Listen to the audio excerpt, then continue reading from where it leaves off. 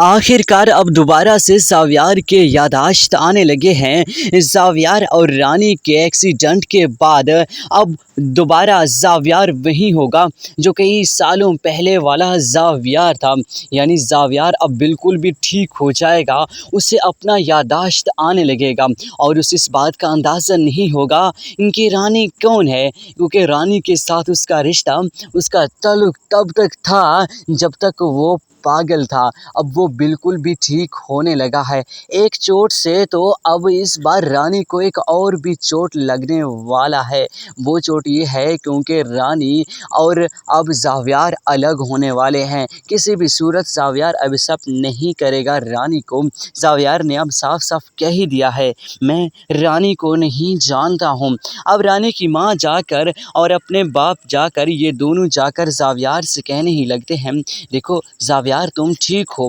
ज़ावियार कहने लगता, आप कौन हो? दोबारा अब रानी की माँ ये पूछने लगेगी, देखो ज़ावियार, रानी आपका इंतज़ार कर रही है, आप ठीक हो तो वो आपके लिए बहुत ज़्यादा फ़िक्रमंद है। ये सुनकर तो इस बार साफ साफ कह ही दिया है ज़ावियार ने, कौन रानी? मैं रानी को नहीं जानता हूँ। इनके अल्फाज निकलते ही रानी को जब इस बात का अंदाज़ा हो जाएगी कि ज़ावियार ने मुझे छोड़ दिया, यानी ज़ावियार मुझे एक्सेप्ट नहीं कर रहा है, तो वो बहुत ज़्यादा परेशान हो ही जाएगी। इनको कि ज़ावियार बेचारे का बिल्कुल भी कसूर नहीं है। ज़ावियार को इस बात का अंदाज़ा नहीं कि मैं कौन हूँ, किसके साथ हूँ। वो अपनी पुरानी यादों में ही जाएगा, यानी उसका याददाश्त मुकम्मल तौर पर वापस आने वाला है।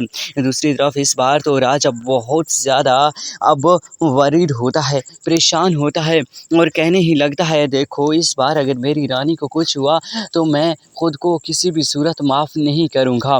यानी रानी की ज़िंदगी मेरे लिए बहुत ज़्यादा अहम है। मैं रानी के बगैर एक पल भी नहीं जीऊँगा। मैं रानी से बहुत ज़्यादा मोहब्बत करता हूँ। मेरी रानी को कुछ भी नहीं होना चाहिए। अगर मेरी रानी को कुछ हुआ तो मैं ना अपने आप को माफ़ करूँगा, ना किसी और को माफ़ करूँगा। जिन लोगों ने मेरी रानी को तकलीफ़ दिया, मैं उनको भी नहीं छोड़ूँगा।